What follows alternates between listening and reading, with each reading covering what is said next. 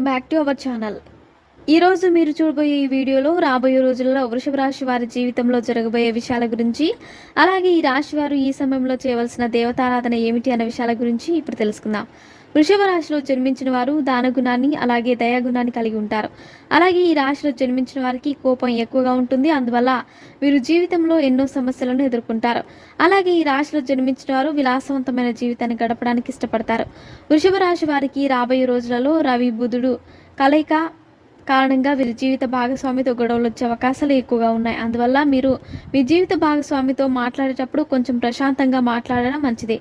లేకపోతే మీ ఇద్దరి మధ్య అభిప్రాయ భేదాలు వచ్చే అవకాశాలు ఎక్కువగా ఉన్నాయి. అలాగే ఈ రాశి వారికి రాబోయే రోజులలో ఆర్థిక పరంగా ఇబ్బందులు ఎక్కువగా ఉంటాయి.